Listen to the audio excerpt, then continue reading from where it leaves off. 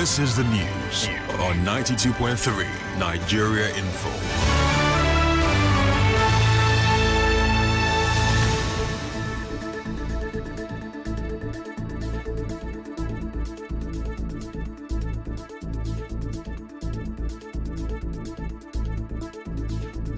On the news this evening, Senate to decide on President Buhari's letter on electoral bill next year.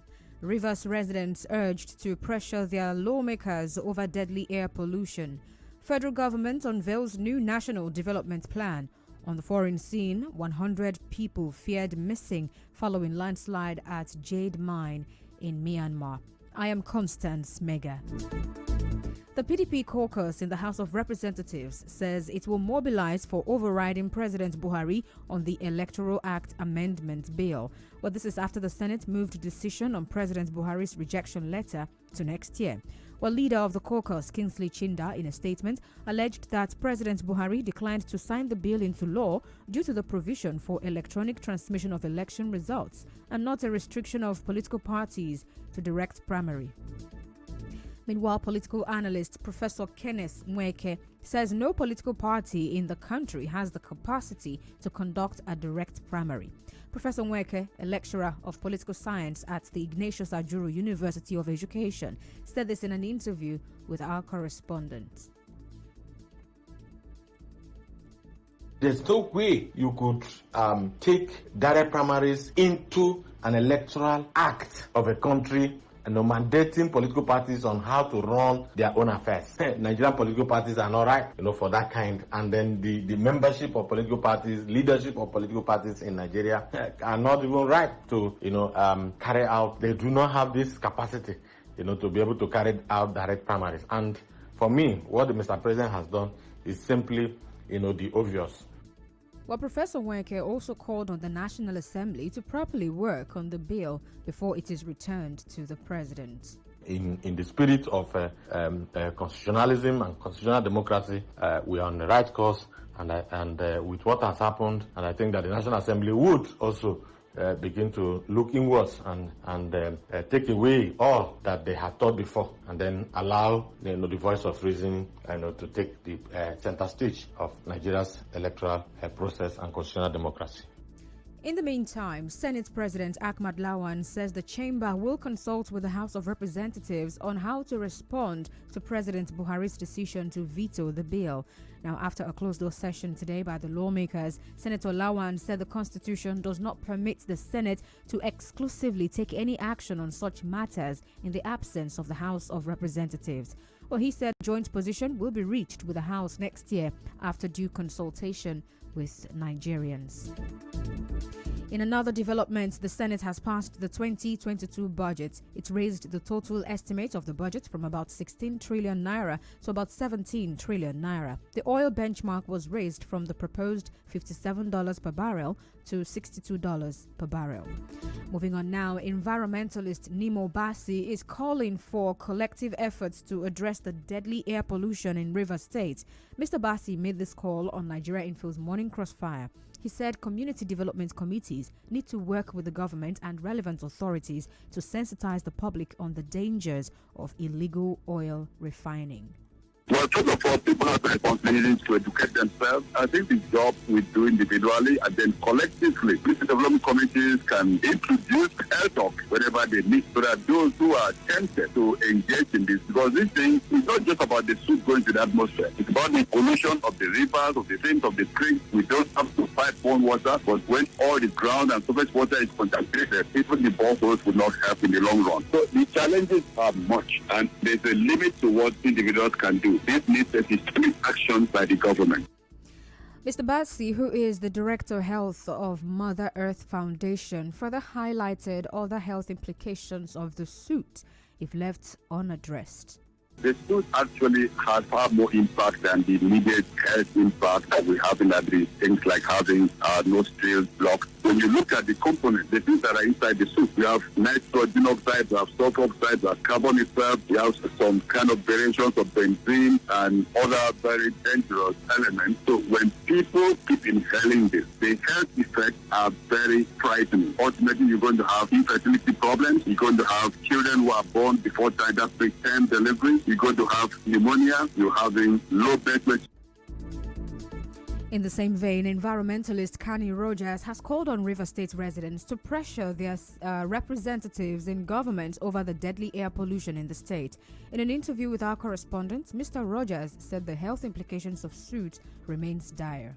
Soot, as we all know, scientifically called particulate matter, has been ravaging the states. Studies from both our institutes have shown the enormous and dangerous effects of soot, ranging from loss of birth weight, ranging from infertility on men, birth dysfunction in children and pregnant women, eye challenges, skin, cancer, cardiovascular, and renal condition as well. The respiratory system is dangerously and badly affected. Studies carried out by our team shows that polyaromatic hydrocarbon is very high in the soot, which is very cancerous in the human cell. Residents should start engaging the House of Assembly members, the House of Rep members, the Senate members. A civil disobedience wouldn't be a bad idea. Well, the environmentalists said the federal and state governments need to work together to tackle soot in River State. Government can also engage the illegal refiners by helping them to refine this petroleum using modular refineries. Again, government can also train these young men who have been engaged in these illegal activities for some years. Government can also engage community leaders, so that community leaders begin to discourage these sharp practices that are very detrimental to the environment and health. But most importantly, there needs to be a synergy between the federal government and the state government. This synergy and this political will is what is most needed. Until there is a synergy between the state government and the federal government, through which a holistic political will be deployed, this suit will continue. Still ahead, federal government unveils new national development plan. Stay tuned.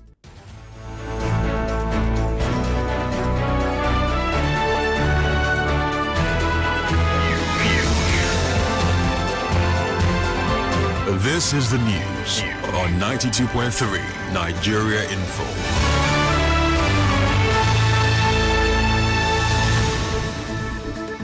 Nigeria Security and Civil Defense Corps (NSCDC) says it has deployed 1,500 personnel for the Christmas and New Year celebrations in River State. A statement by the NSCDC spokesperson in River State, Michael Oguntuashe, said the state commandant Aliyu Bature assures residents of a hitch-free holiday. The statement had also advised residents against storing illegally refined petroleum products to avoid fire disaster. It further advised against night movements and indiscriminate use of firecrackers in residential areas. But the statement said defaulters will be arrested. The federal government has declared Monday 27th and Tuesday 28th December as public holidays to mark both Christmas and Boxing Day. It also declared Monday, January 3, 2022 as public holiday for the New Year celebration. Minister of Interior Rauf Aregbesola made the declaration on behalf of the federal government in a statement in Abuja today. And in business, President Muhammadu Buhari has formally unveiled the National Development Plan 2021 to 2025. He made the public presentation at the Federal Executive Council meeting today. Now, before the unveiling, Minister of Finance Zainab Ahmed said the document will immediately replace the Economic Recovery and Growth Program.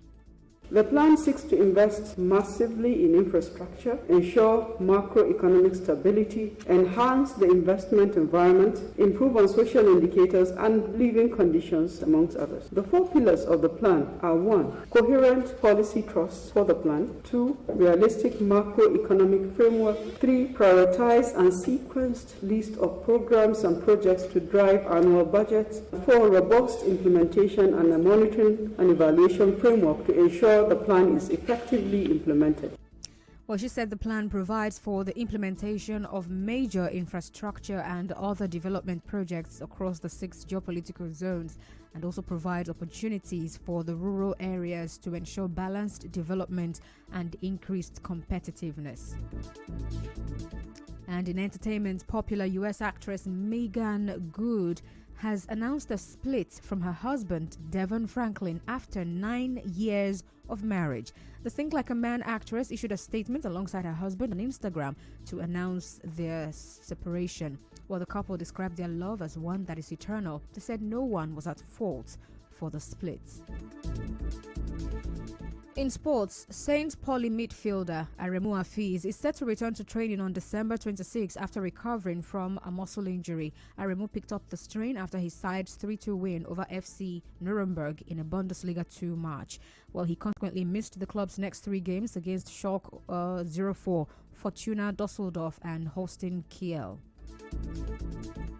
And now, we bring you news from around the world.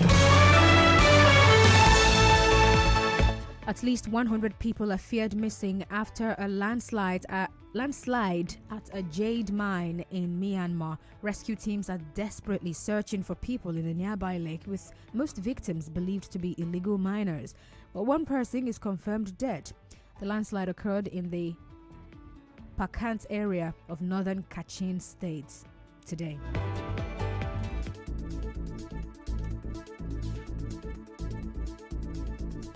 On the news this evening, you heard that the Senate is to decide on President Buhari's letter on electoral bill next year. Rivers residents have been urged to pressure their lawmakers over the deadly air pollution in the state. The federal government has unveiled a new National Development Plan 2021 to 2025. And on the foreign scene, at least 100 people are feared missing after a landslide at a jade mine in Myanmar. The news was edited by Chioma Ezenwafo. For more stories, visit www.nigeriainfo.fm. Increasing cloudy weather in Port Harcourt this evening. I am Constance Mega. Thank you so much for listening.